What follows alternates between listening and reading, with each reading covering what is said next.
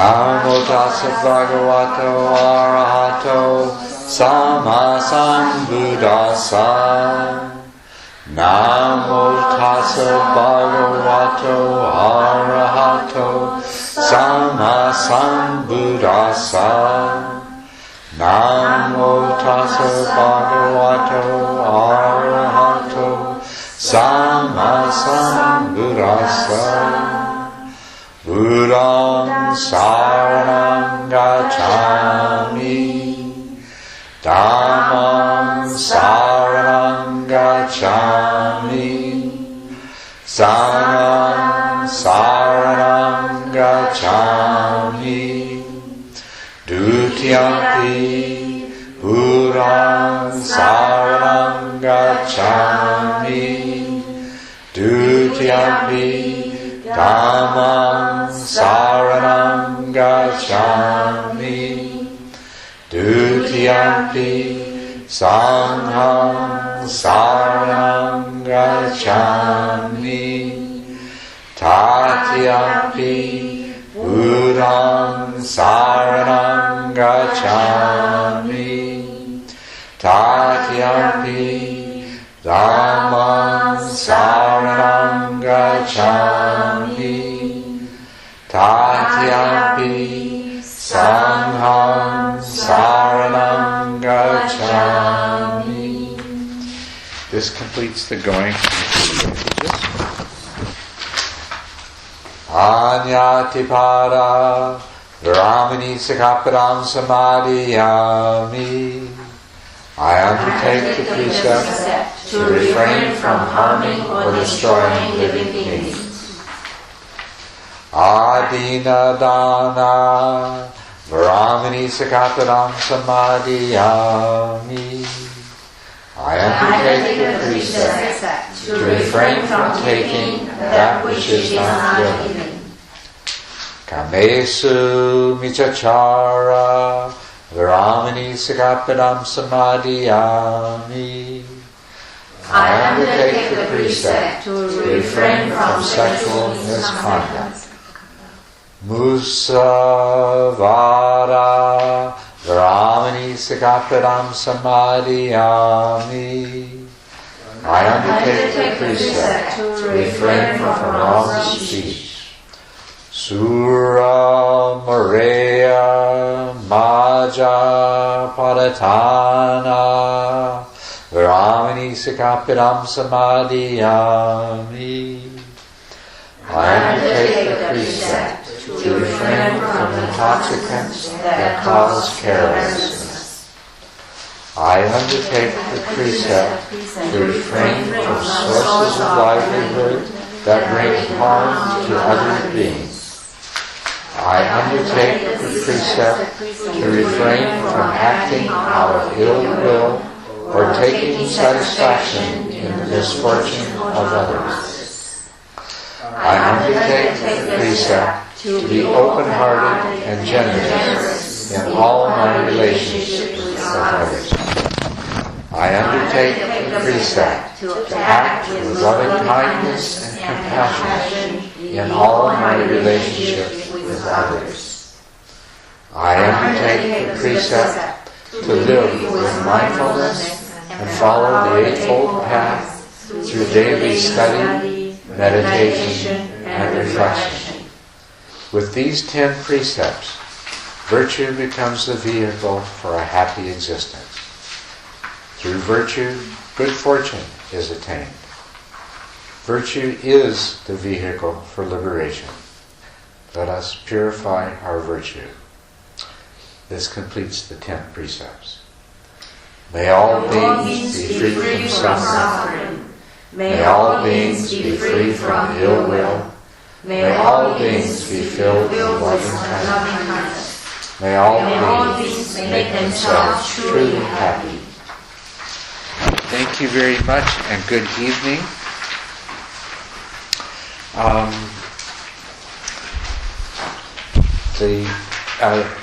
Michael and Deborah, who have taken the responsibility for making sure that things go smoothly during the retreat, have been dealing with certain problems. I don't know, do you need to make an announcement to people about... The primary problem is the bathrooms, toilets here have been once again clogged, and I don't think it's the result of people throwing in tissue paper. I think the pipes, they're already previously damaged from the roots clogging the pipes. So at least for the time being, it's going to be closed. Okay. Are we going to try to do anything before the retreat's over with, or just... From my understanding, I spoke to Russell. That's one of the reasons why I was making a little bit of noise, because I wasn't able to get any receptions. So therefore, I had to use the landline, and I apologize. Yeah, I had no other choice. Russell explained to me that in order to fix the problem, they have to replace a length of 25 feet of pipes, and that's not going to happen during this retreat. It would also be, I think, very noisy and disruptive too. So we'll have to make do with fewer toilets, unfortunately. So more unfortunately for the second, the second retreat people. This retreat is nearly over. Actually, this retreat, we're just halfway to go. So oh, yeah, that's true. Great. Sorry. Yeah. But, yeah, so anyway, they do have these problems they're dealing with, and they're doing their best not to disturb people with but please, they'll do their best not to be near you when they need to do these things, and maybe if you see that they're working on something, you can spare yourself the disturbance by, going somewhere else. So, okay. Anyway, yes? I'm just wondering, because Deborah and I were in charge of the dinner, and we were wondering how many people are actually taking dinner, so we would know how to measure whether we need to cook or not, because for the past couple of nights we kind of had to scramble our brain trying to come up with something, because there wasn't enough left over from lunch. But if not everybody's taking dinner, then maybe we don't need to cook, just be whatever left over, and maybe fruit. So, I don't know if you are taking dinner, raise your hand. I don't take dinner. No, just who will take dinner, raise hand. Oh. So this is a take dinner. Yeah. So 1, 2, 3, 4, 5. Just 5 of us. What about Culadasa and Nancy? Oakwood. Okay. So 7. that's 7. Okay. Thank you. All right. Well, so what should we talk about now? Or maybe we'll finish what we started talking about last night. I think that June began with a question about, relating to the neuroanatomy of certain things. And I'll tell you what that was about. There is a woman who is a neuroscientist, had a stroke some number of years ago. I guess now it must be 10, 12 years ago, something like that. And this stroke severely damaged the left side of her brain, the left hemisphere of her brain. But because she was a neuroscientist, she had a good understanding of what was taking place as she had this stroke. And also during the time that she was recovering and the way that it affected her. But what was very interesting about the particular parts of the brain, of her brain, that were damaged as a result of the stroke, is it damaged the part of the brain that's responsible for creating a sense of self separate from everything else. And as a result of that, even while she was having the stroke, she felt very happy. She described it as nirvana, and I don't think she really knows the meaning of the word nirvana, and that would be maybe a little bit. But certainly, she experienced a lot of bliss and happiness, and a sense of being one with everything and not being separate from anything.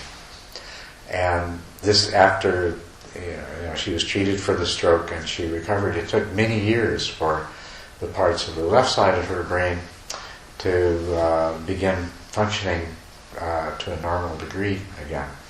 And so she had a long period of time where her brain was not so strongly identifying the sense of self and generating the cravings related to that sense of separateness. And she enjoyed a lot of great happiness, which is very interesting. So the part of her brain that was damaged is the left side, which is very logical and linear. And it seems one of the things it does is draw the little line that separates the part of the universe that's self from the rest of the universe that's not self. And so it wasn't doing that. And the other thing that's interesting about this story, she wrote a book, by the way, called Stroke of Insight. So if you find this interesting enough that you wanted to know more, you could get the book called Stroke of Insight. And there is also available on the internet a video that's, 10 or 15 minutes long of her talking about her experience. So if you wanted to see that. But anyway, as she recovered, it took many years for her to recover from the damage that was done to her brain. But as the left side of her brain, where all the damage was, recovered, she was aware of certain things that her mind was doing as that side of the brain recovered that she had been very happy because it wasn't doing anymore. And so she deliberately trained herself as those particular tendencies started to come back to let go of them and eliminate them and stay free of them. So I thought that, you brought that up. It's a very interesting in terms of what we do in the practice. Because in terms of an important part of our practice, we retrain our minds and retrain our brains too. We actually change the way our brains function by the practices that we do and the training we do. For some years, the Dalai Lama has been encouraging Western scientists to do research on the brain as it relates to meditation and states of happiness and things like this. And he has also been encouraging some monks who are yogis who have been doing practices for many years to cooperate with the scientists in this research. In the beginning, they couldn't get any. In the first, they actually set up a research study, and they had quite a few Western scientists with their equipment and everything who were willing to do this. And they just couldn't talk any monks into doing it, into having the equipment attached to them while they meditated and so forth. But more recently, and especially there's certain younger monks, and there is one Western monk who was born in France, who have agreed to participate in these studies. And what they've shown is that as a result of their practices, that their brains function in a very different way. There's certain areas of their brain related to feelings of loving kindness and compassion and happiness, which show tremendously stronger activity than an ordinary person's brain does, So these things are all related. So in the practices that we do, especially those practices that are devoted to changing the tendencies of our mind to produce particular mental states do actually change our brains. And we can, of course, produce the same kinds of effects without having to damage large areas of our brain. That's the unfortunate thing about what happened to Dr. Taylor, is although she enjoyed blissful states of nirvana, she's unable to function. I mean, she is now, but for a long, long time she couldn't. Everything had to be done. Your brain needs to understand the difference between you and the rest of the world, and your body and the rest of the world, in order to function and do things. But it's being able to do that without being attached to it and without having all the suffering that's associated with it, which is what we're setting about doing.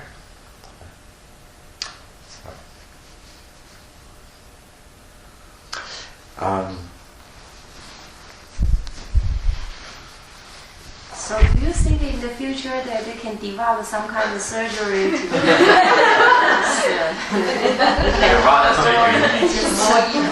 save all the knee pain, back pain?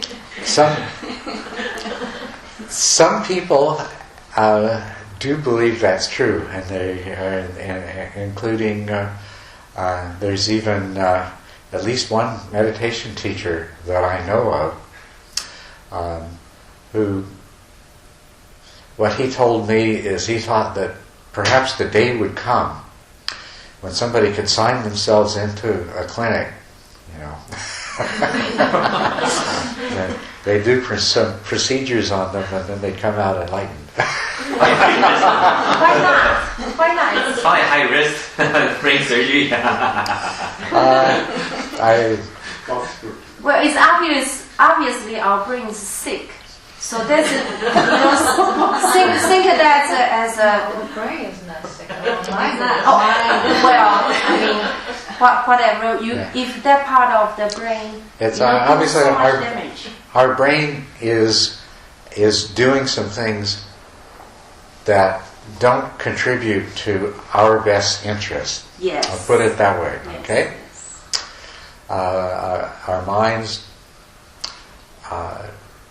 Our minds need to be changed. That's for certain. So, but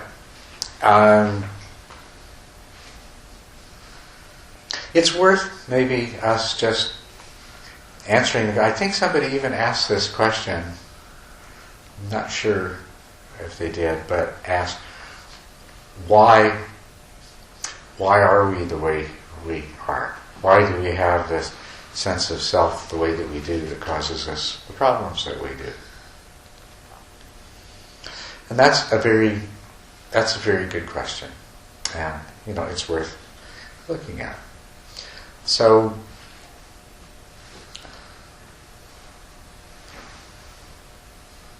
our brains, of course, are the basis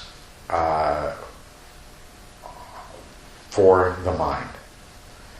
And as we know, you do things to the brain and it directly affects the mind. And this example of this stroke is an example. But, there's all kinds of diseases and drugs and things like that affect the physical organ. And as a result of the effect on the physical organ, the mind is changed in some way. There's drugs that can make you happy. There's drugs that can overcome anxiety. There's all kinds of examples of this that we can look at. So there's no question that the mind and the brain are very, very closely interconnected. And so, of course, that the structure of the brain is determined by genes, and it's inherited. And we all know that all human brains are somewhat similar, and all human minds share certain similarities. So we can look to nature to find the answers to some of these things. what do we see that our minds do?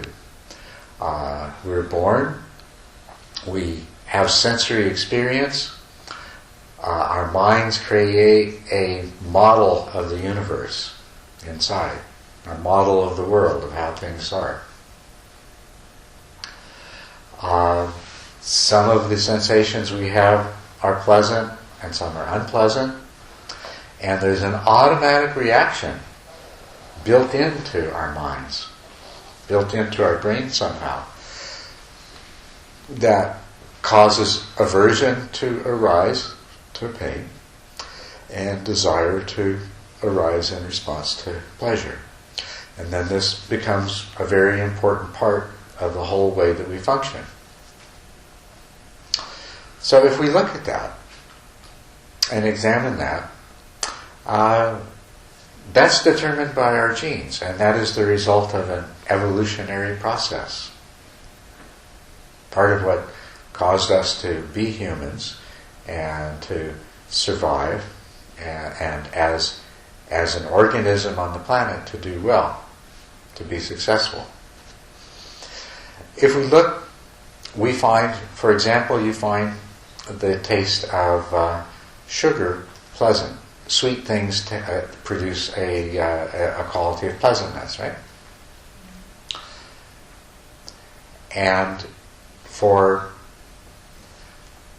human beings, as a kind of animal living in the world, and for all of the ancestors of human beings going back hundreds of thousands and millions of years, the things that were sweet, that were found in nature, were fruits and other things that contained many valuable nutrients that were beneficial to the health and well-being of these bodies. Similarly, we find the taste of bitterness to be unpleasant. Many plants that contain poisonous substances, the poisonous substances in those plants have a taste of bitterness to them. Now, the sweetness and the pleasantness isn't in the sugar that's in the fruit. You know what I'm saying? Yes. The sugar is just a molecule, and it's in the fruit. Our body is designed so that when that particular molecule comes in contact with our taste buds, it produces a sensation in our mind of sweetness and pleasure, and it triggers a rising of desire, which leads to a behavior of obtaining more of this food that is highly nutritious and beneficial to us. Similarly, the bitterness is not in the poison of the toxic plant. It too is just another molecule. The bitterness is programmed into our bodies by inheritance to protect us, so that when we put the poisonous plant in our mouth, the reaction is aversion and we spit it out and we don't want any more of that poisonous plant, which contributes to our survival and well-being. All of those things that we experience as pleasurable,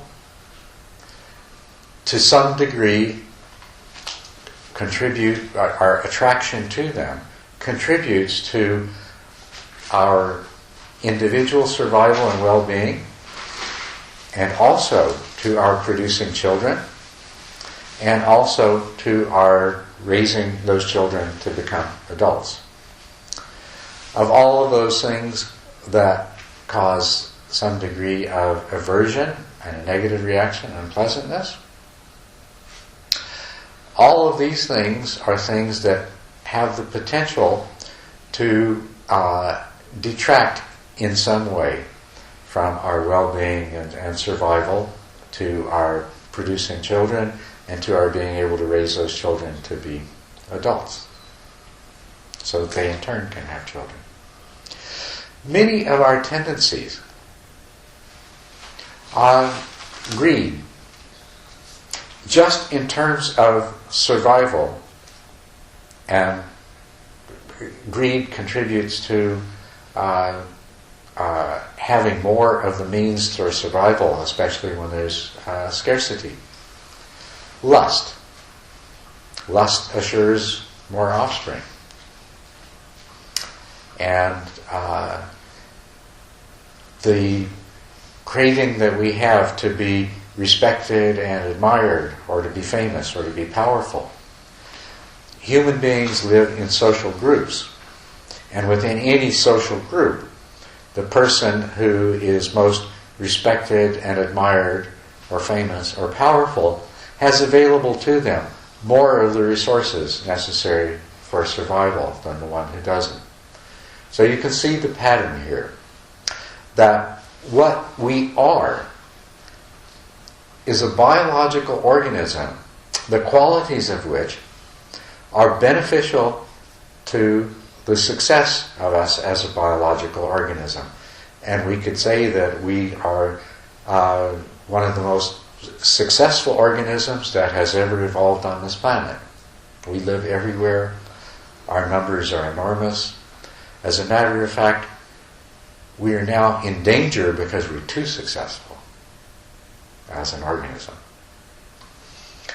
But the thing that nature, in designing our bodies and our brains and causing our minds to function in a particular way, had no particular interest in, was our happiness, our ultimate happiness, our freedom from suffering.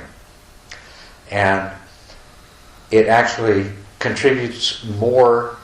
There is, you may not know this, but scientists, biologists, really find no reason why we couldn't live for hundreds of years or thousands of years. But our bodies are actually programmed to stop producing crucial hormones and to stop repairing themselves in a certain way. We're programmed to get old and die. Well, the reason we're programmed to get old and die is to make way for our children and grandchildren and so forth to live and survive.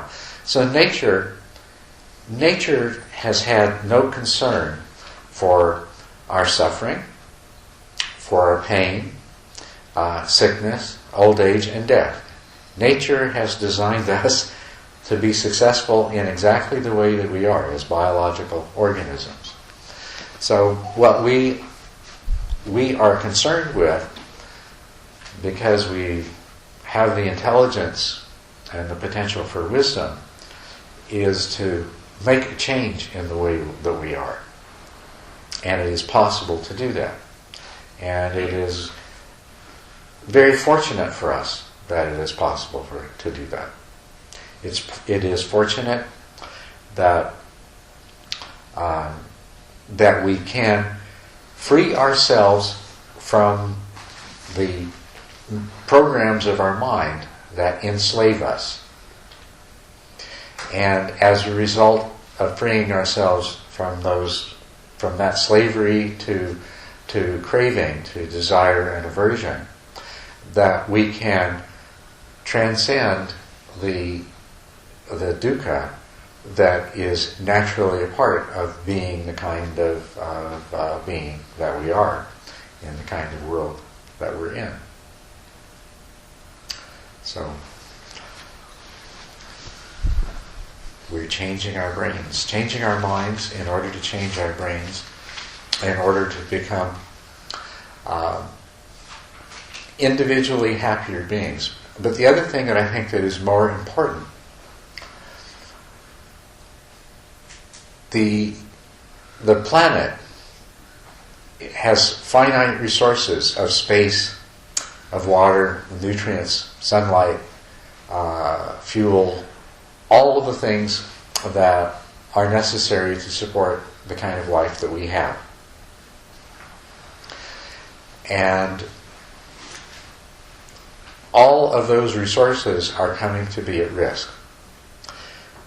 The other thing is we have some very primitive programs in us. When we experience aversion aversion becomes hatred, and hatred manifests in committing acts of violence and destruction to others. Likewise, desire becomes greed, and greed, when it becomes truly out of control, leads to similar tremendous acts of cruelty in order to try to obtain what we want at the expense of other people. So, as human beings, we have created tremendous amount of suffering for ourselves and continue to do so. The poverty that exists because of greed, the war in the world, it has been there, it's always been there throughout the history of our species that we can trace back. But the magnitude of it and the technological abilities that we have to inflict suffering and to cause destruction are greater than they have ever been before. So we have a world that is in peril because our numbers are so great and because we are consuming the resources of the world at an impossible rate. And this is driven by these instincts that lead us to desire, through desire and aversion, from craving. Right? We have war and suffering. We have poverty. We have disease. We have so many problems in this world. At the same time, we have tremendous intelligence and tremendous technological ability. Now imagine if the people in this world were free from craving. If they knew how to be happy without constantly trying to amass more and more of everything and take things away from each other. Imagine if the people in this world were relatively free from the kind of ill will, the aspect of aversion that develops ill will, hatred, cruelty, and all of these other things. And imagine if we use our intelligence, instead of producing cell phones that could do more and more different kinds of things, take pictures and send and receive emails, and I don't even know what all things cell phones do anymore. Cook pasta. They now have GPSs in them, so your cell phone can tell you where you are. Just put a sticker on the back of your phone that says, "You are here."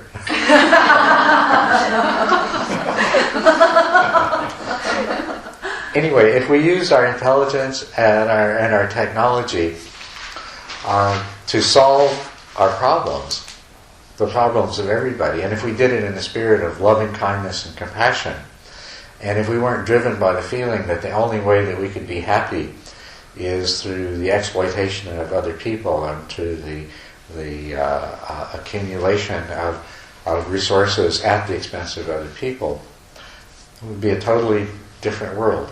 And as a matter of fact, I think it has to become a totally different world.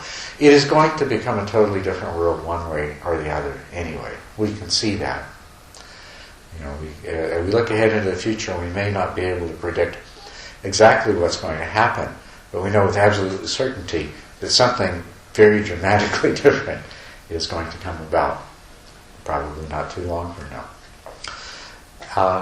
But if we transform ourselves, the same thing that can lift us individually out of an existence that is condemned to dukkha, can lift us collectively, and not just us as human beings, but all of the other different kinds of beings that we share the world with. So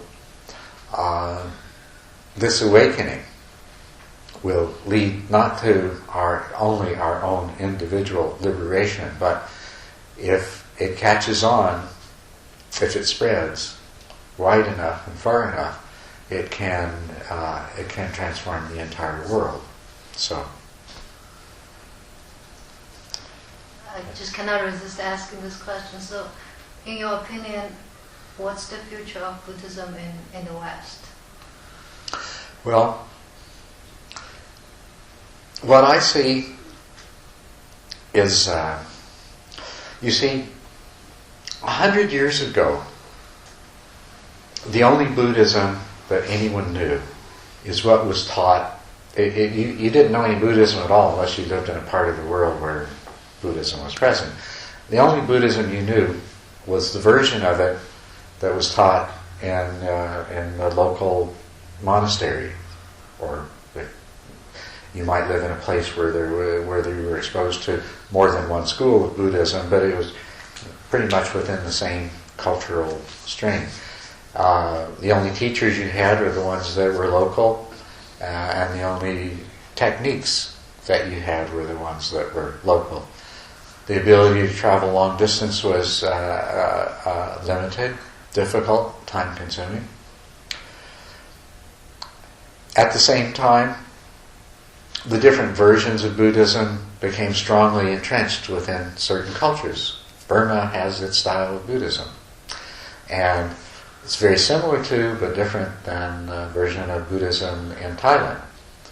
And that is yet again quite different than Buddhism in Vietnam, and so on and so forth. And so these entrenched schools were resistant to anything that's different, and often, you'll find there's a lot of disagreement. My way is better than your way, sort of thing, rather than the sharing of information. Now, one interesting thing about this is that in the time of the Buddha, he once held a gathering in which there were 1,250 arhats in one group, just one single group. And that was not all of them. That's just the ones that got together for this one meeting. And there were many... Travel back then is very difficult, so they're mostly local people. Yeah, right. That's right. Yeah, it's not like they flew in on jumbo jets. I'm sorry, how many again? 1,250. Oh, that's nice. They probably travel by Arhats. Arhats. And, you read the sutras, and there were thousands and thousands and thousands of stream winners and so on and so forth. And subsequent to the life of the Buddha, there were councils held where, you had to be an arhat to participate. And hundreds of monks came together. And yet, perhaps 30 years ago, it seemed that, are there any arhats in the world, or how many? There's not very many. There's certainly not all over the place. It's not like every monastery in Asia has 2 or 3 arhats minimum, and a few dozen stream winners and so forth. And it seems that 2 things have happened. Over 2,500 years, there's been many different ways to teach and practice the Dharma have developed. But also in the process, it seems to have become less effective. The interesting thing about Buddhism coming to the West is it's not all one kind of Buddhism. Every kind of Buddhism is coming, and they're all coming together. And people who become interested in Buddhism don't only learn about and practice and explore one particular method according to one particular tradition or one particular teacher, but have the opportunity to learn and discover and explore. So what I'm hoping is going to happen in the West is that as a result of this, because it's like it's a wide open slate, there's there's no rigidity there. So it's the opportunity for what I'm hoping will happen.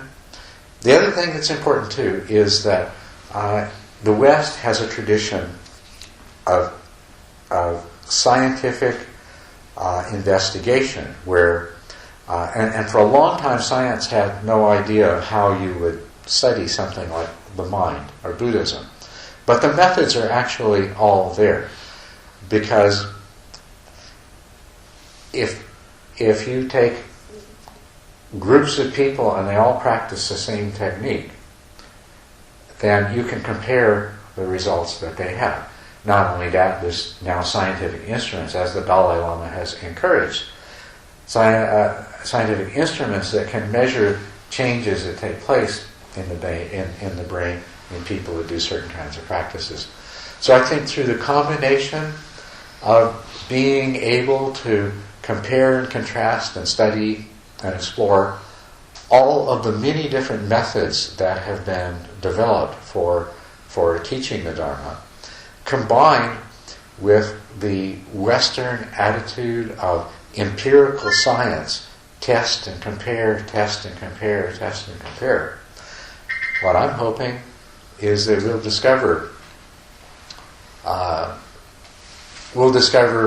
ways to, it may not be check into a clinic and they do a procedure on you, but much more rapid and effective ways to achieve the state of enlightenment, the elimination of craving.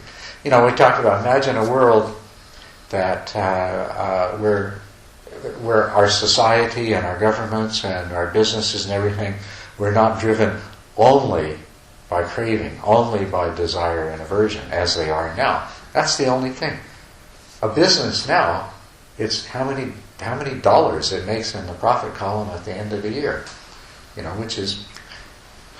But even if 10% of people could become enlightened, can you imagine the impact that it would have? So, I don't know. Maybe it's just a dream. Maybe it'll never happen. But I can see the potential is there. That perhaps Buddhism will take off in a way that we discover new and better ways to learn and practice the Dharma. And so that more and more people go to their first meditation session in February, and then they are stream winners by December, sort of thing. Why not? Let's go for it. Yeah, I think so. I'll sign up for that. Yeah. You're in it already. What are you talking about? Good, Michael. Good for you. What do you think this is? Wonderful. And this is what I'm so happy to be in this world and to be a part of, and so you're all my guinea pigs, right? Happy guinea pigs. We're so happy to have you. We're so lucky. Thank you. Happiest guinea pigs there are.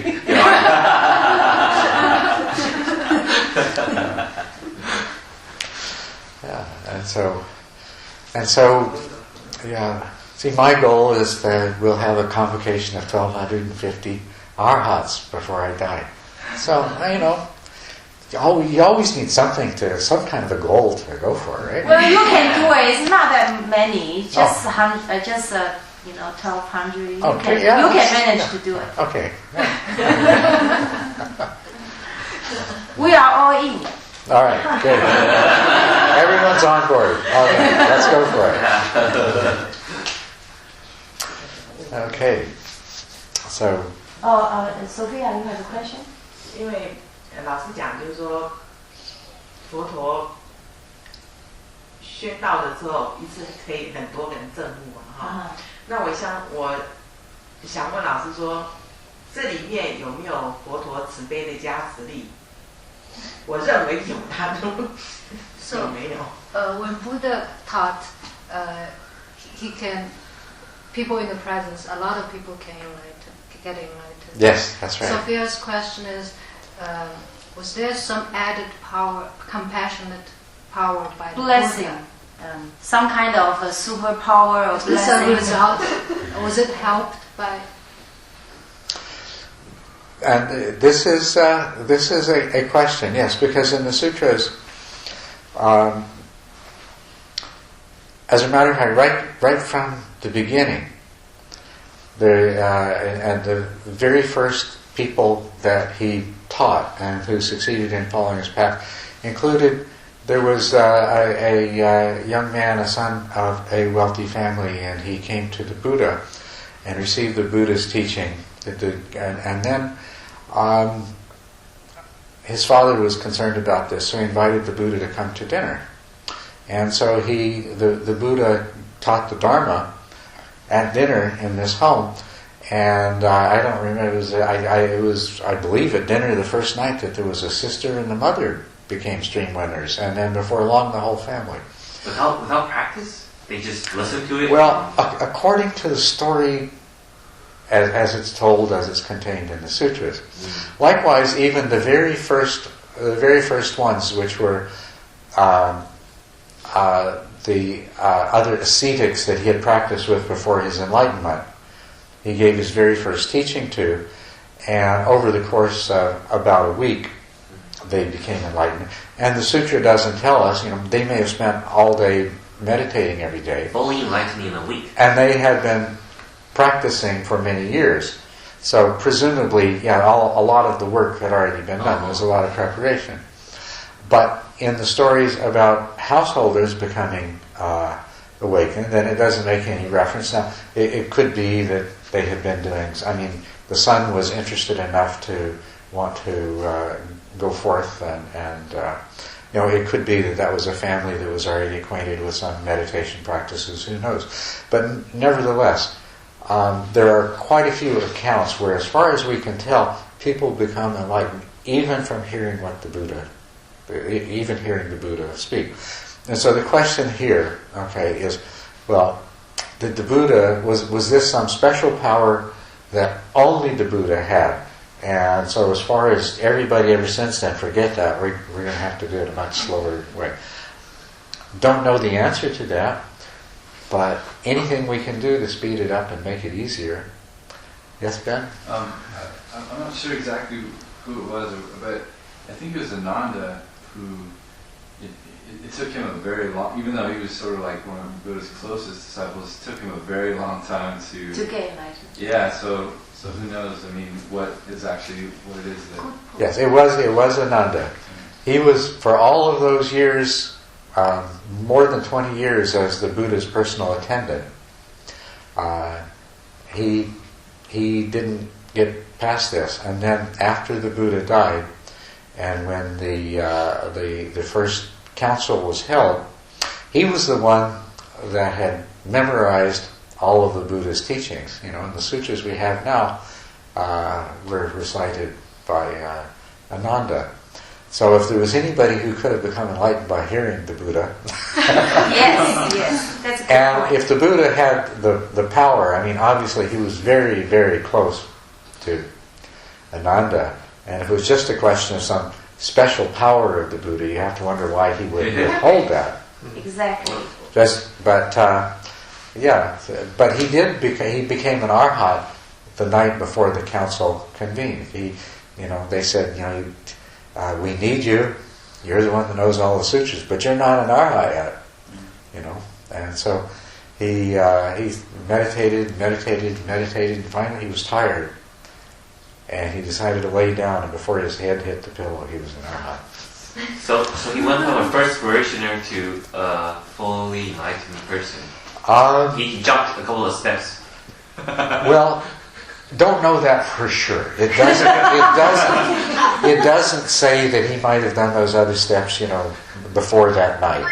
But This is interesting because, of all people, he had the entire Dharma memorized, which is, it says something about what the text can do for us. And he knew the Buddha himself. He was a primary member of the Sangha, so he had all three elements. And what you brought up, Sophia, I think brought up about the Diamond Sutra. I forgot what the quote was, but something about stop, halt, ceasing your striving, and then so it's sort of like he just kind of like, fine, I'm giving up, I'm going to just rest. I'm tired of striving, and at that moment, that's when it happened, and he has all the other elements. So You're absolutely right, and that's a very, very good point. The secret is letting go. You've got the preparation has to be in place, but once it's there, it's the letting go. That's the key word, right? Yeah, the final letting go. Yeah. So we're learning letting go. Yeah. The skills of release. So, yeah. Now, wouldn't it be wonderful if we could somehow get to the point where you're just hearing the teachings spoken in the right way? Now, what is said about the Buddha with regard to that is that he knew the minds of his listeners.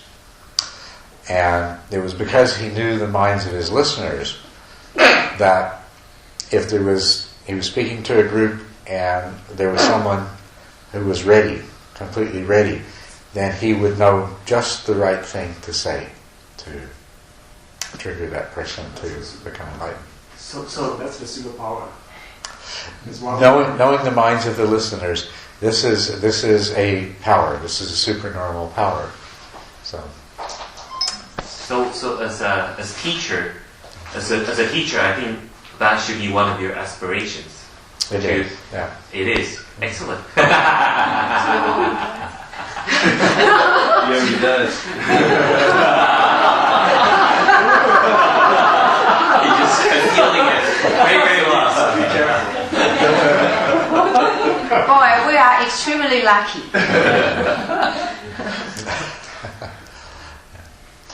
So, yeah, that's what I hope is the future of Buddhism in the world.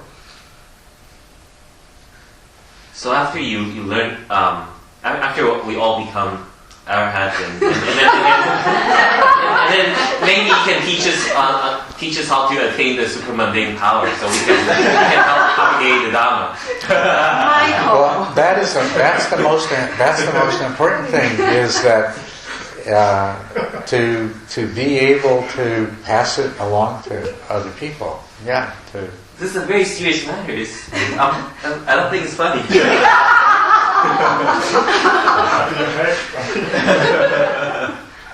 Son? What do you think of the future contribution of quantum theory to the Buddhism in the West? What? The quantum the physics. Oh, quantum physics. Physics. Yes, quantum physics is very interesting because it's bringing us to a lot of the same conclusions that Buddhism does. That is,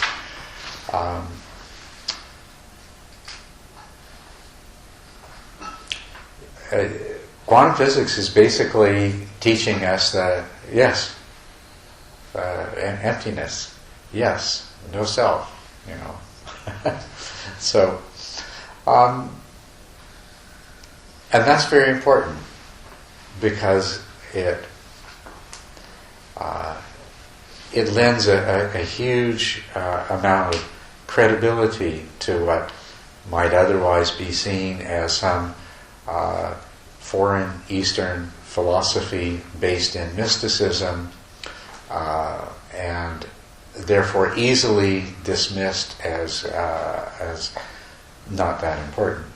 But when physics is known as the queen of the sciences, and when the queen of the sciences is coming to the same conclusions, then I think this makes people much more susceptible to taking a closer look at Buddhism. So it's very important in that regard. But the important thing is that our minds create this world and our intellects interpret this world. And so we can use science to discover that it's not really the way our minds present it to us as. But that by itself won't bring us any closer to making the necessary internal changes. So the necessary internal changes can't come from simply from knowledge. They can't come simply from a science like physics. They have to come from the practical application of the science of meditation and the science of Dharma practice. So.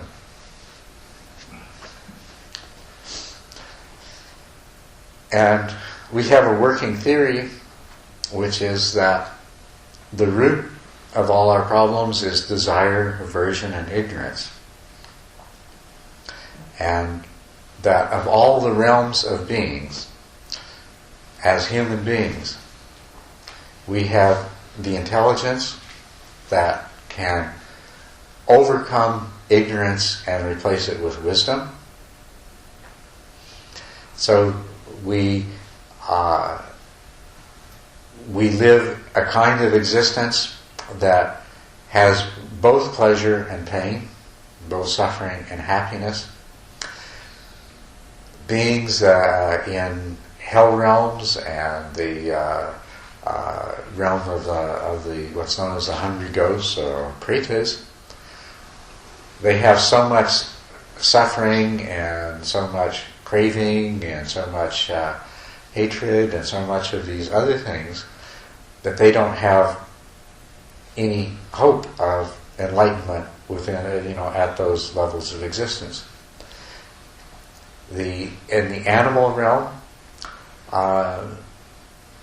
they are so compelled by their instincts and just the pursuit of survival and reproduction, and they don't have necessarily the faculties that they need to overcome ignorance and to develop wisdom.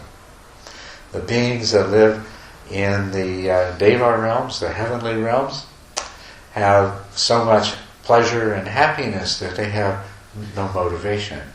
So we in the human realm are particularly fortunate that if the root problem is desire, aversion, and ignorance, we have enough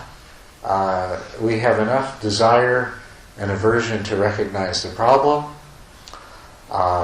We have enough freedom and comfort to be able to do something about it, and we have the innate capacity of intelligence to find the ways and apply the ways to obtain the wisdom to dispel the ignorance and to finally free ourselves of craving, of desire and aversion. So we're in a very unique and wonderful position in this way. Yes?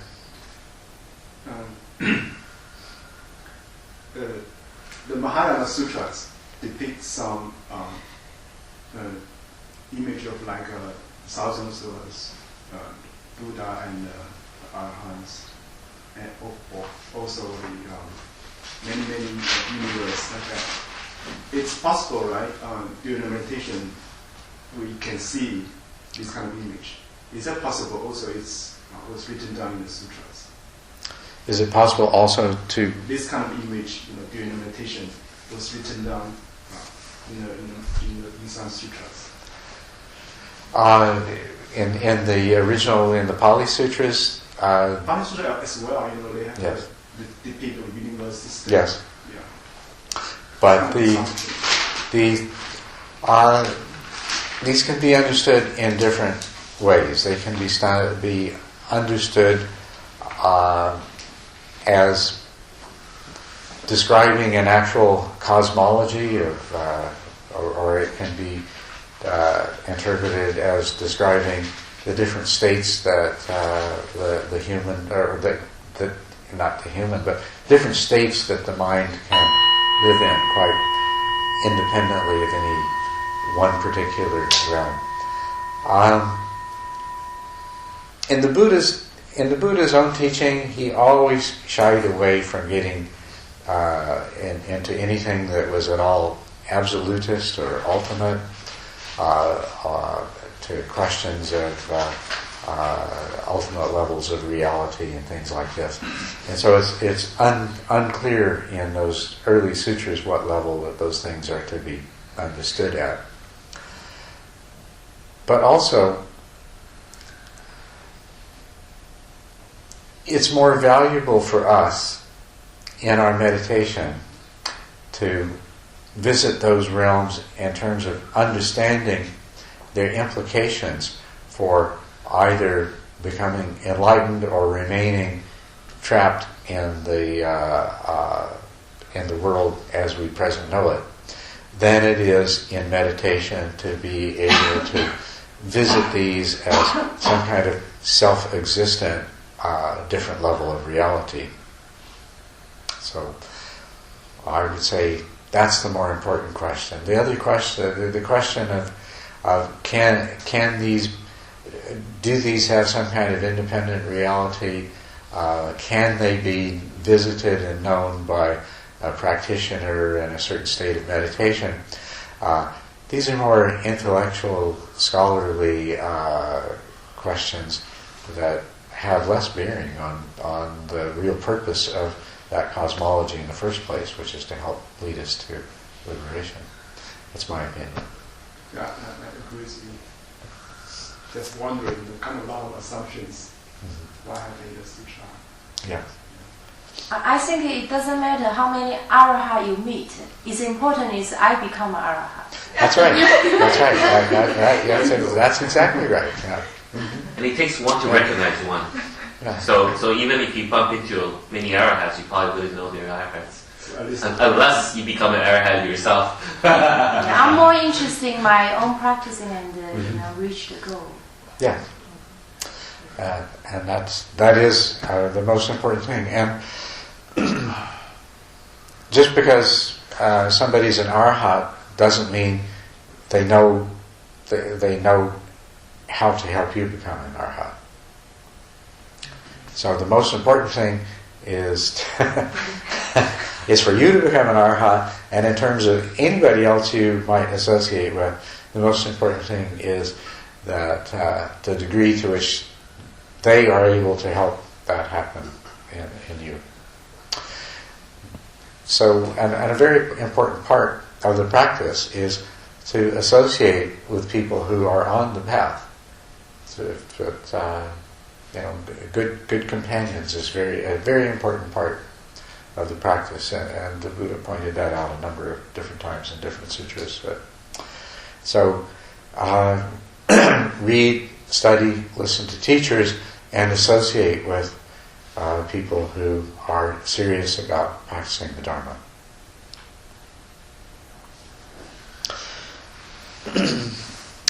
Another aspect of this whole thing that I'd like to talk about before this retreat is over, as every night I say to you, with these 10 precepts, virtue becomes the vehicle for a happy existence.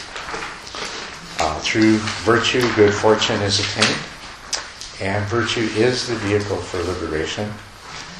And it is, I hope we have a chance to talk about effective ways of perfecting your virtue. Because, just as with every other part of this practice, developing concentration, mindfulness, achieving stream entry,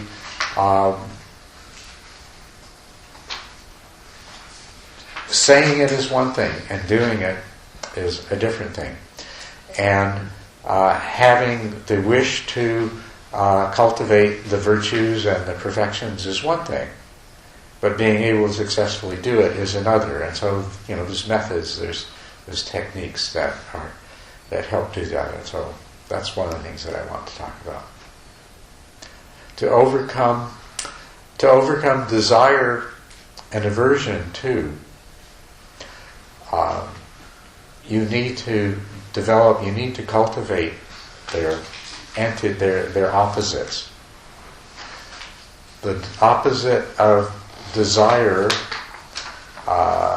is what? Desire. Yes. What's the content, satisfaction? Well, desirelessness is the absence of desire, but in terms of desire as a mental state that is the motivator for action, that is the basis for action in the world, the opposite of desire is generosity. Oh, I see. Right? And the opposite of ill will is loving kindness. Kindness, yeah. Or it's also patience is another important aspect of it. So you need to cultivate generosity and patience in addition to the virtues of right speech and right action and right livelihood. You need to practice mindful awareness of your mental states and your motivations and your intentions. And this provides a simple system for recognizing those that are wholesome and those that are unwholesome. In terms of the Eightfold Path, I said to you right effort was part of the Eightfold Path, and I said we would come back to that and talk about that another time. Right effort is defined in the sutras as causing unarisen wholesome states to arise and causing wholesome states that have already arisen to remain. It's causing unwholesome mental states that have arisen to pass away. And it's causing unwholesome mental states that have not arisen not to arise. And that's the practice. That's a summary in a nutshell of right effort. We could translate this though. Right effort in the world is learning to practice mindfulness in such a way that you recognize desire whenever it is present. That is an unwholesome state that has arisen. And you eliminate it. And you replace it with its opposite, which is generosity, therefore causing an unarisen wholesome state to arise. Likewise, with ill will, any tendency to cruelty, aversion, hatred, negativity, all of these things. Recognize when they arise. Bring about their passing away. And there's method to all of this. The answer is not that you quash them. They're not quashable. You can't smash them. You can't cut them off. You can't drive them out. What you have to do is recondition your mind. But you can't overcome them and eliminate them. In the same way, you can condition your mind to have their opposites arise. The practice of patience and the cultivation of loving kindness and compassion. This is also the way that virtue is developed. That through mindful awareness, you come to recognize when wrong speech is being practiced, or when a wrong action of some sort is being engaged in. And you come to recognize it through mindful awareness and then change the tendency in your mind for these things to happen in the future.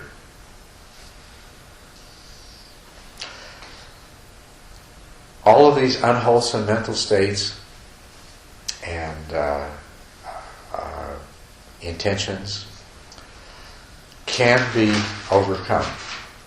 They are reinforced every time they arise, and we allow them to manifest, especially when we accept them as being real and appropriate. When you get angry and in your mind you justify your anger, you are conditioning your mind to become angry in the future. about other things. Indeed, you're conditioning your mind to become more easily in the future about more things. And the more often you do this, the more you become prone to anger. The same thing is true with greed.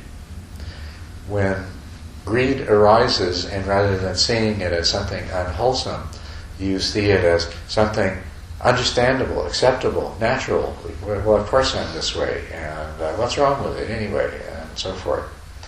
You become a person who's more and more prone to greed, and you'll experience more and more greed as a result of that. That's karma. Karma means action. And it means action, bodily action, speech, and also thought, mental actions.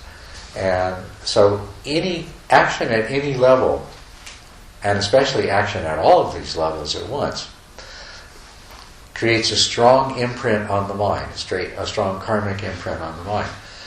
And one of the fruits of that karma, the results of that karma, is that those same mental states are going to arise more easily in the future. Good karma works exactly the same way. If through mindful awareness you recognize the opportunity to practice generosity, or to practice compassion, or to practice loving kindness, and if you bring that into your awareness, and if you practice in that way, you will reinforce the tendency of that mental state to arise spontaneously in the future, and it will come up more easily. You can remove from your mind the unwholesome mental states rather than reinforcing them. And you can create the karma for wholesome mental states to arise in their place. And so this is a very, very important part of the practice. Yes?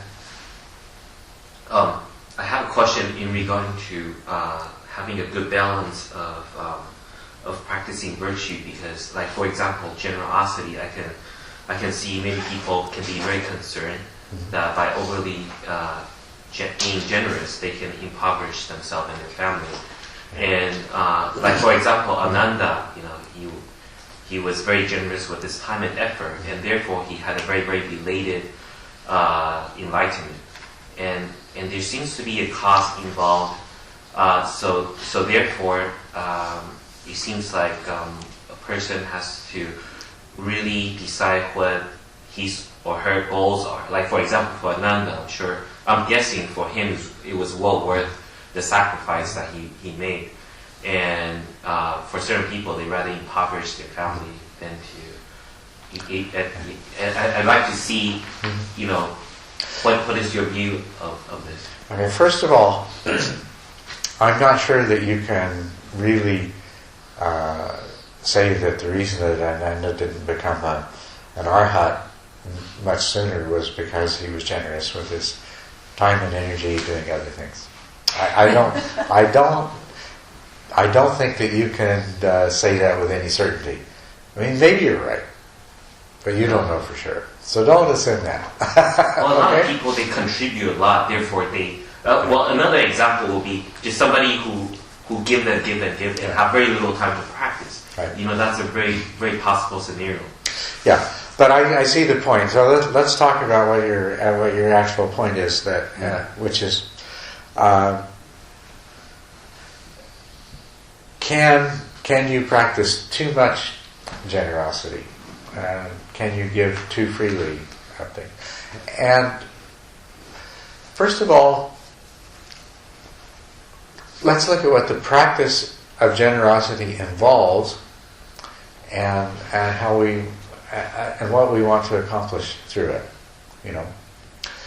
If what it involves is giving to others those things which you have the greatest attachment to yourself. And the reason that that's what it involves is because this is what will help to make you... We just finished walking and now we're sitting.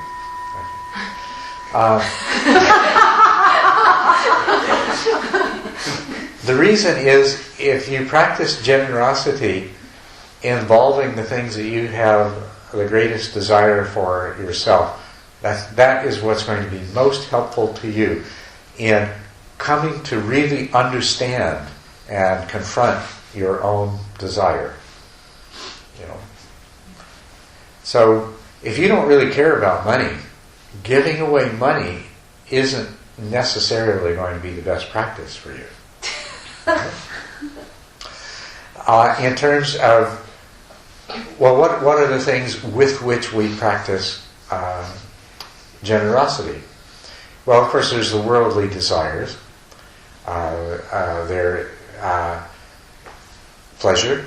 We want pleasure, and pleasure is something that we have the opportunity in one way or another to assist other people in having, in many different kinds of ways. You can, you can think of you can give somebody a massage, you can cook them a dinner. There's all kinds of ways that you can. There are material objects, all kinds of money and material objects in all of its other forms. One of the worldly desires that we experience is a desire for respect and admiration and fame and so forth like that. And that could be one of your attachments. You could be a person who very attached to the idea that you're thought of as being the best this or that, or in which case you have that attachment. That's what you need to give away. You need to express openly in front of other people your admiration for others and for their successes and their accomplishments, because this is what you have to loosen your own attachment to. And if you're that kind of person, you'll find that hard to do. If you always want to be seen as the one that's the best, at first it's going to be pretty hard to say to somebody else in front of everyone else, "Boy, you sure are good at this," right? But that's the kind of work that you need to do, and praise, all these other things. The other thing is time and energy. I'm very jealous of my time and my energy, right? Because they're factors for enlightenment. They are, yeah. Like you said, you thought maybe Ananda didn't get enlightened because he gave away too much time and energy. But nevertheless, if you are attached, if you're jealous of your time, if you resent whenever you have to give time to somebody else, helping somebody else, if I'm so busy doing so many important things that I really can't stop to help somebody fix their tire who didn't have sense enough to get AAA. Well, the same amount of time could possibly be better used by meditating, so therefore I refuse to be generous in helping somebody to with a tire when I can. So somebody's out there with a flat tire, and somebody please help me so you can pull up and meditate, right? Sorry, I have better things to do. By the way, buddy, tap on my windshield once your tire is fixed. I'll know it's time to stop meditating. No, but the thing is, I know. 24 hours a day, if we spend an hour fixing somebody's tire, we're going to have 1 less hour to do. But what I think what's more likely to happen is if you're really jealous of your time and really attached to it, and you you make some time and an effort, or actually my choice of words is odd. You make the effort to be more generous with your time. You only need to do that to a certain extent to overcome your attachment to it, and it's not like you have to go and keep giving up all of your time forever. So it's not exactly altruistic. I have another motive, is to overcome my problem. It's partly to overcome your problem, and it's also to develop a compassion for others and understanding. You will benefit more from the decrease in attachment and the increase in compassion than whatever it costs you in meditation time. And I'm sure that some kind of balance will work out. You probably won't end up as a result of doing that in a situation where you don't have enough time for your own practice and for your own life. But let's use another example, money. Okay? You could say, oh, I'm really attached to my money, therefore I should give it all away, and too bad about my children, my family. Tuition. Forget about tuition. Yeah, I'm busy being generous here.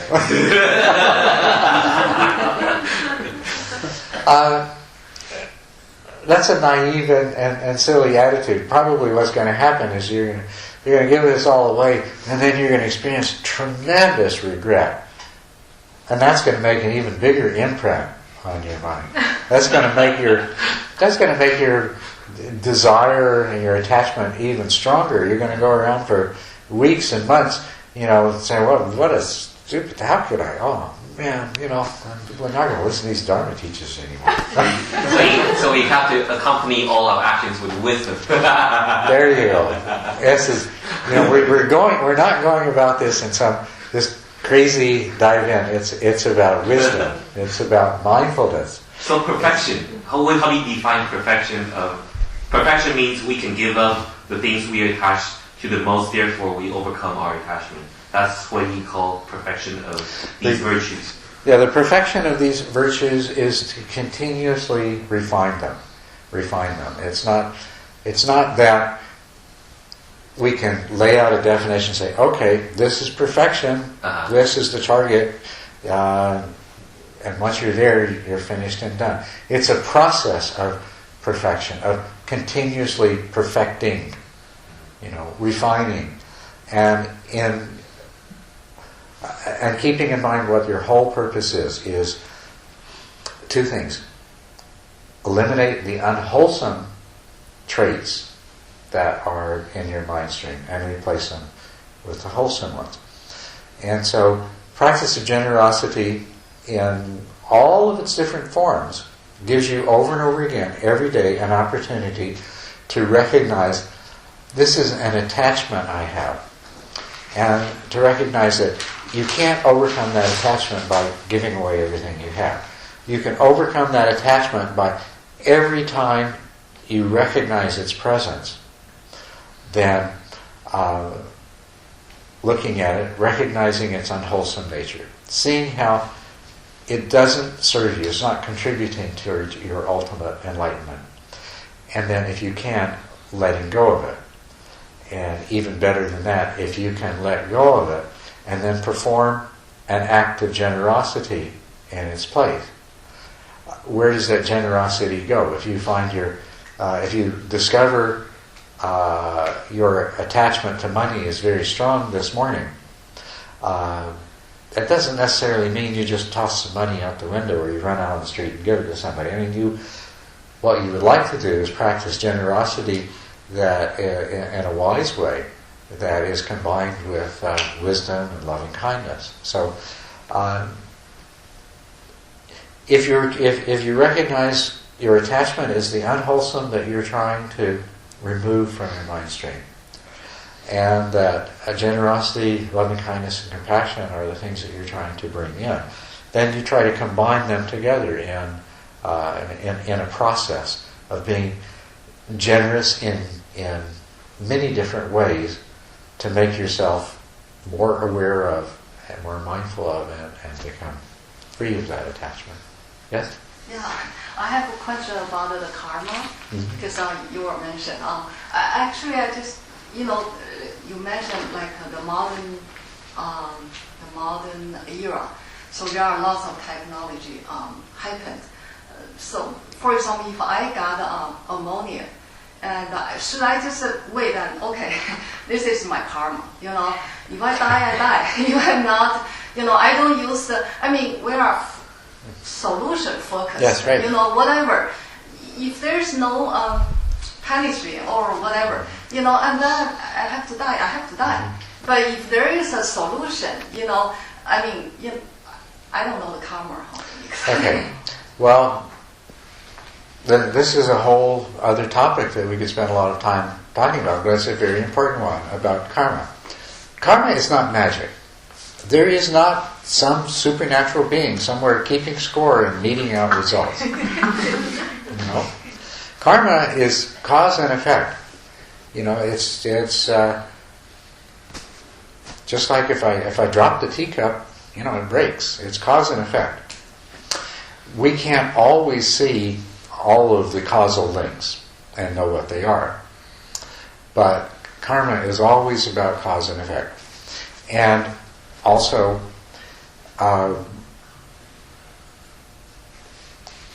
there's so many things that I could say about this, but in terms of the circumstances that happen to you, if you get pneumonia, it's to take an attitude like, well, I got pneumonia, it must be my karma, probably something I did in my last lifetime. It might have something to do with what you did last week.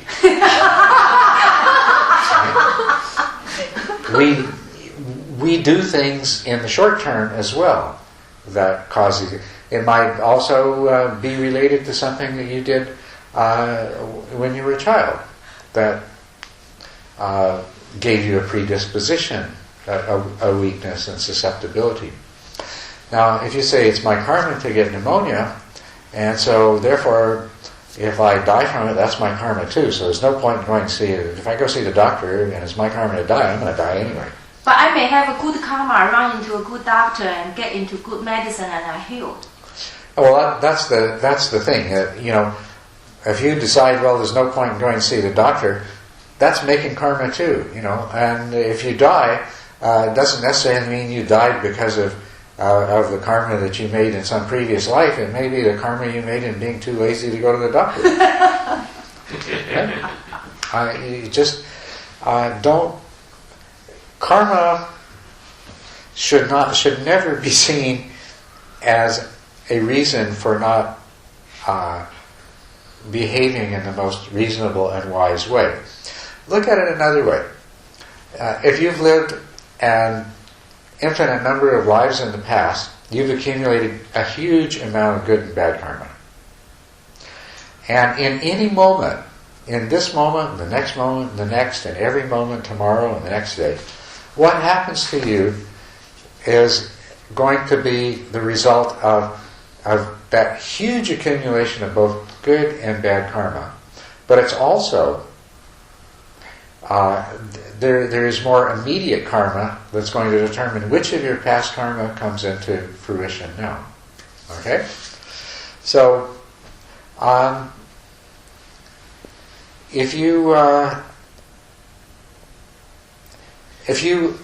allow yourself to become intoxicated and stand up in the middle of the street, you're giving an opportunity for your past karma to get run over by a bus to happen. But if you don't get intoxicated and you never go stand out in the street, that particular karma might be there. You might have a karma to be run over by a bus, but it may never be fulfilled because you've never created the conditions for that karma to ripen. See? So, what happens in any given moment is karma adds and subtracts and multiplies and interacts. If you read what it says about karma in the sutra, there are karmas which some karmas counteract other karmas, and some karmas keep other karmas from coming to fruition. There are some karmas which make other karmas come to fruition, create the conditions and cause them. So,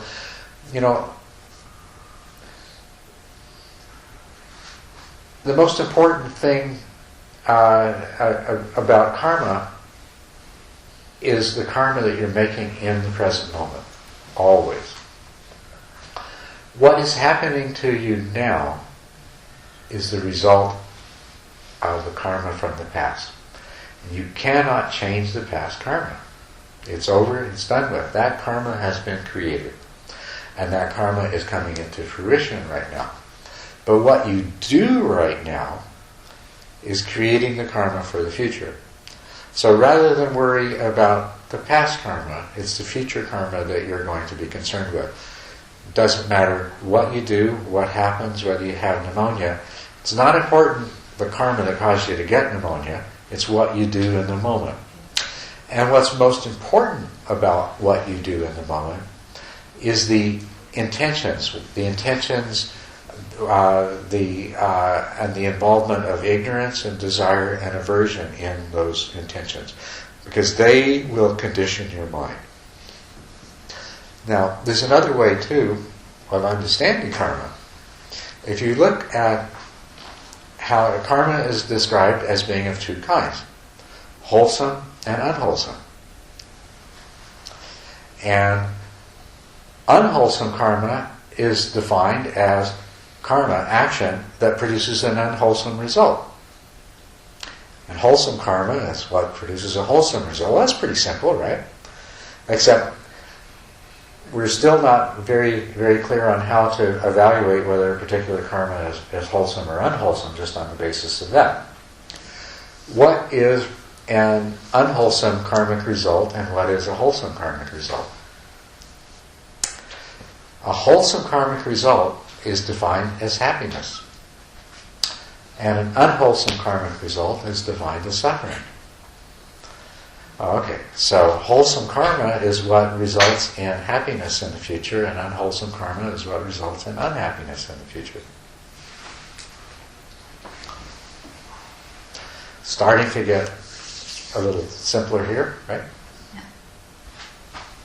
Rob a bank and have $1 million and be very happy. very wholesome action, but it does have some. It does bring some people a lot of pleasure.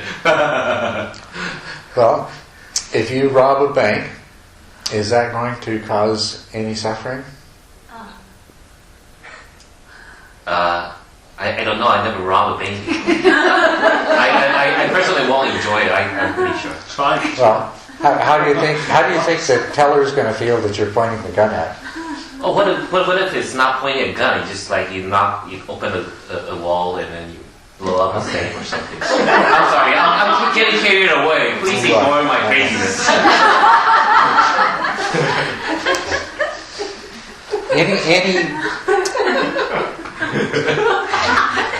Sorry. Any action that you commit that through your and these actions are going to be based in ignorance and desire and aversion. Any action you commit that causes suffering for anyone, including yourself, is by definition unwholesome karma. Completely agree with that. Right. And any action that you commit which causes, which eases the suffering or causes pleasure or happiness for someone else or yourself, either one, is in that sense a wholesome karma. Okay? Now, that's the immediate results, and then there's the long-term results. So if you do something that makes someone else happy, right? And that's the only effect, it doesn't not hurting anybody, it makes someone else happy, then the law of karma says you're going to also experience a karmic result of that as the performer of the karma, because the karma you performed was wholesome. But at the same time, the people who stole that money, they may experience a lot of joy, spending that money too. But of course, it's a kind of joy that has a lot of misery involved. So right. Therefore, so that's what you're talking about. That's right. You see, even right. Okay. You do something for somebody else to make them happy, but your motive in it. Your motive in it is rooted in desire. It's because you want something else in return. So happiness is impossible. What you're doing there, the way karma works, is you're reinforcing the tendency for desire in your own mind. Right. Okay. And desire causes suffering. Yes, So yes. Even though you're doing something beneficial for somebody else, you're creating bad karma for yourself because you're reinforcing desire in yourself. Okay. So when we're talking about these things that, preventing unwholesome mental states from arising and eliminating unwholesome mental states and causing wholesome ones to rise in their place, and the same thing with our intentions and our motivations, then what we're doing here is we are creating karma. We are conditioning our mind stream, and we're doing it from a place of wisdom, from understanding. We see that practicing compassion, loving kindness, generosity, that these things are of benefit to others, and they're also going to be benefit to ourselves. We're conditioning our own mind stream in a positive way, and we are going to experience the fruit of that. Same thing with negative things. Every time you get miserable and upset about something, and you may complain to other people and cause other people to become unhappy, but you're also in your own mind stream creating that imprint that is you're not happy, you don't enjoy that, and it's going to happen again in the future, and you're not going to be happy then either. So it just keeps on going. So create good karma through practicing the paramitas, the perfections. See, she's doing a good karma. She's doing very good karma. Well, karma is sympathetic joy. I hope so. Yeah. And I'm having the direct joy and satisfaction. Wonderful. Can we share the good karma, Sophia? Oh, generosity, she's sharing. Karma is cause and effect, and it works in many different levels, in many different ways. Virtue becomes the vehicle for a happy existence. If you are a person who doesn't lie, doesn't speak harshly to other people, doesn't speak badly about other people behind their back, doesn't gossip, this has many consequences. It is going to have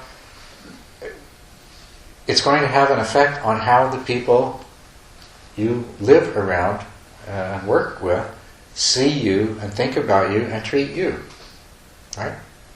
And that's karma too. That is very much karma. You're going to experience the benefits of that. If you are a person who is honest, doesn't take things that don't belong to you, that is always careful not to harm anyone else,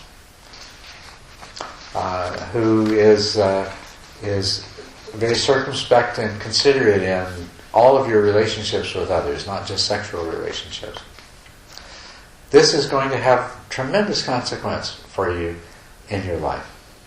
If you're that kind of person and you're in business, just naturally people are going to be happier doing business with you, and you're going to be more successful. In your relationships, people are just naturally going to they're going to trust you, they're going to love you, they're going to respect you, and you're going to enjoy all the benefits of that. That too is karma. Virtue is the vehicle for a happy existence. Through virtue, good fortune is attained. And also, virtue is the vehicle for liberation. Because by practicing virtue, you remove the defilements from your mind stream that are standing in the way of your liberation. So that little set of lines there is telling you some very profound truths there, and that's and it's all about karma.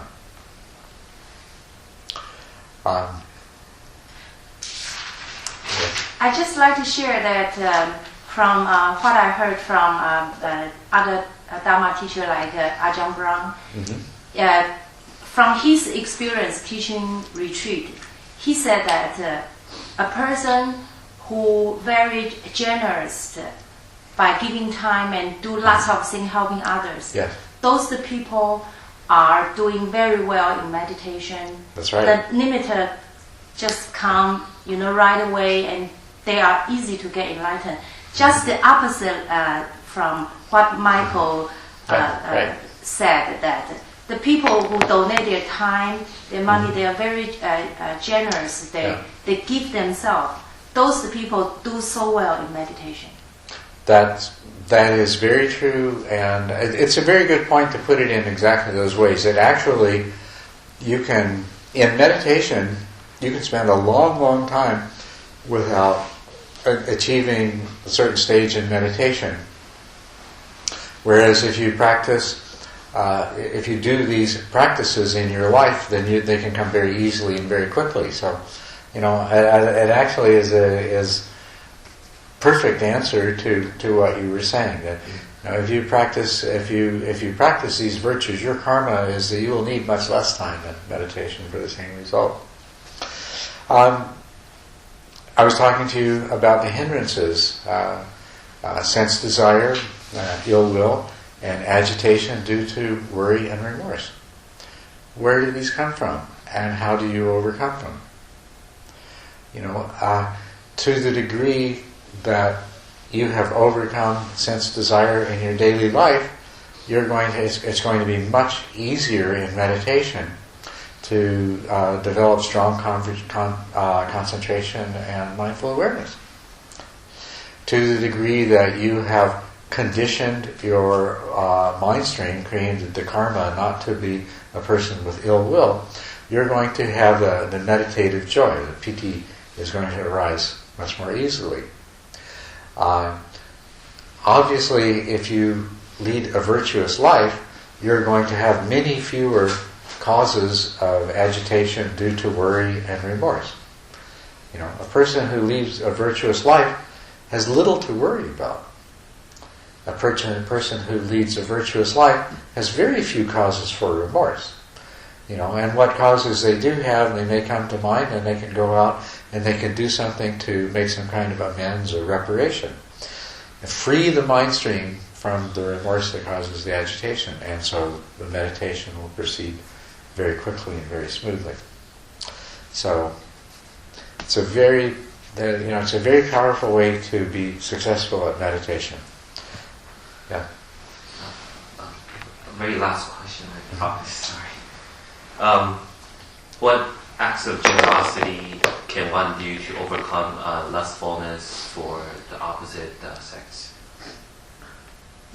Strong tendencies for sexual... What acts of generosity that can one do to overcome the lustfulness for the opposite sex, or whatever the sexual preference of the person?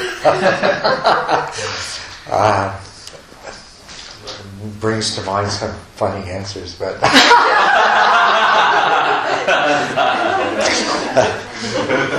so share your harem with. You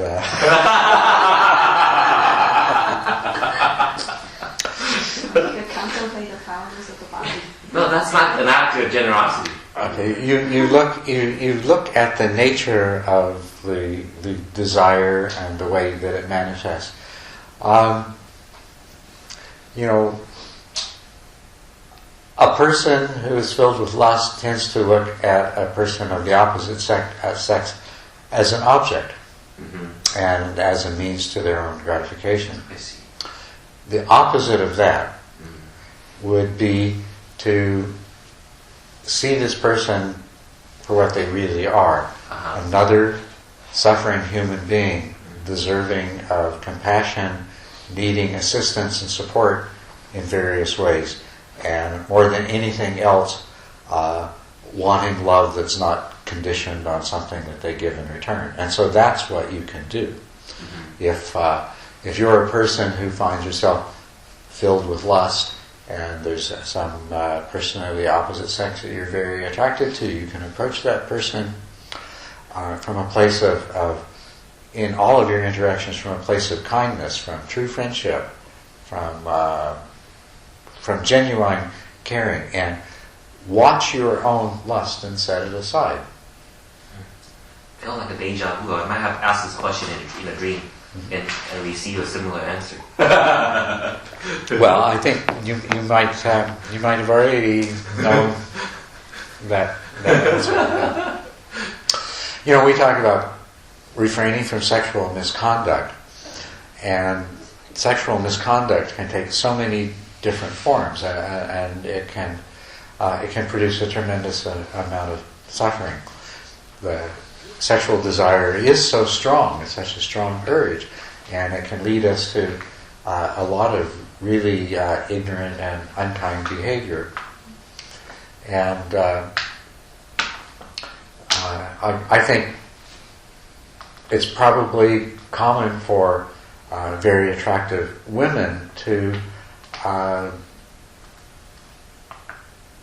Be treated as an object. yes, to feel very And to be rewarded for something so superficial rather than something so more substantial. superficial, and they're mistrustful of their relationships with men because they never know all that this person is interested in is I agree. sex. And I felt that all the time. this is obviously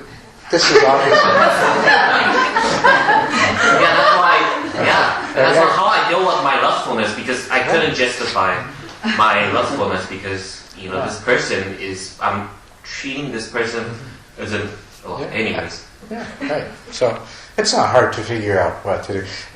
You just put mindfulness to the situation, and especially the thing is that what you're really doing is you're putting mindfulness to your own desires, and then you're looking at the other person. You're understanding things from the other person's point of view. Okay. Right?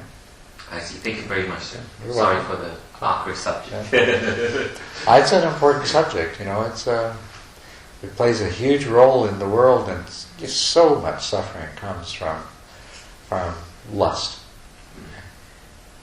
Yeah, I was just wondering, a similar subject. Like, what happens if you love someone a lot? Do you give your husband away? That's a good question. Well, that love is attachment. There's many levels of love, and I think Culadasa has had that. Spoke about it, I think, a few nights ago, or last night. I'm sorry. I did, and you're right. I think it's good to give away husband or wives, so I have time to practice Dharm. Who need a husband and wife? So much work. But your husband or wife should have a say in it.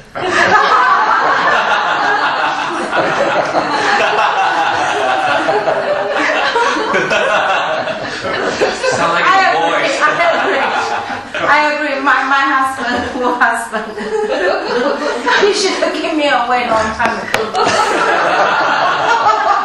So I come here to do my retreat. The poor man can have some peace.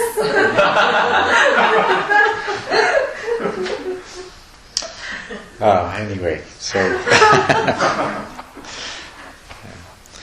well, this has been an interesting discussion, and I hope it's been helpful to you. But we can talk some more about the specific ways of practicing mindfulness that can help you in doing just exactly these things that we talked about, and we'll do that so that when you leave here, you'll be able to do that. It is really important to look. I mean, the Eightfold Path has all 8 parts to it, and you can't just look at meditation by itself because it doesn't work that way. And if you want to become enlightened, and I think you all do, then every part of your life is a part of the process. It's not going to happen as a result of spending a few hours a week or a day doing particular practice. It's practicing all of the time, and the results of it are wonderful too. The results of the practices we talked about here are a happy existence, good fortune, as well as liberation. And the practice of meditation leads to happiness, tranquility, equanimity, and the power of mindfulness that allows you to do these other practices effectively. And of course, they all lead to the acquiring of wisdom that overcomes ignorance. Yeah? how to deal with the pride.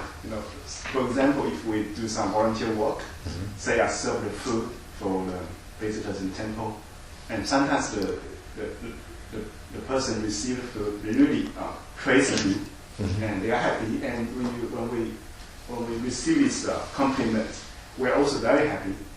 And this kind of pride is very subtle, and sometimes it's not recognized because it's not come from some people hate me. Yeah, right. Wrong speech. Yeah. Well, the most important thing is, first of all, to recognize pride when it's there, and to see it as the problem that it is. And the thing that you can do is to practice humility. You can avoid doing things in such a way that it brings attention to you,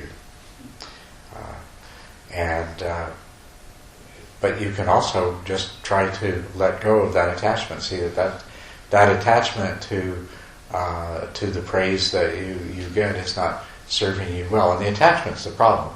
It doesn't matter how much praise you get if you're not attached to it. But the attachment is what you have to focus your mindfulness on.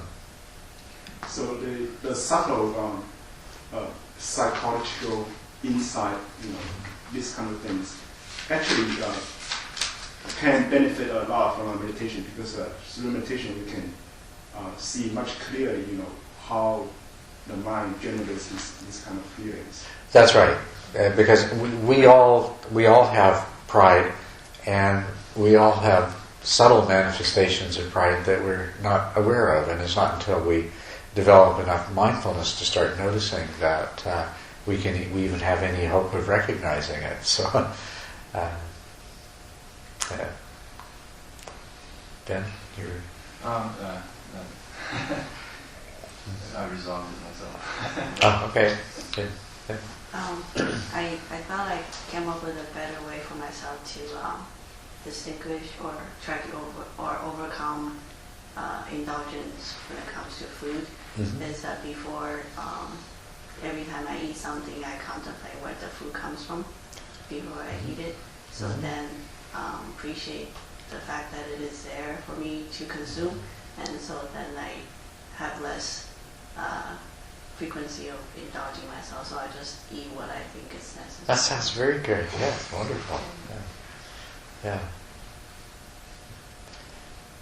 And that's how you do it. You just you look at what's actually happening in your mind in these circumstances, and the right things to do will become apparent to you. So that's a very good one. And whatever works. I mean, what works for you might not necessarily work the same for someone else. So it's not simple formulas either. Yeah.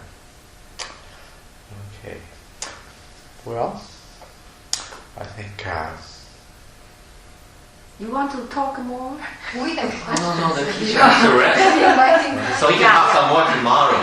I know. If he doesn't rest today, he can talk tomorrow. I understand. I just kind of try to be funny. I know.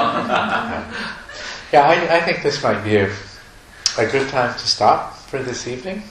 And I hope it's been good for you. I've enjoyed it very much. And thank you very much. And I hope you sleep well. See you in the morning.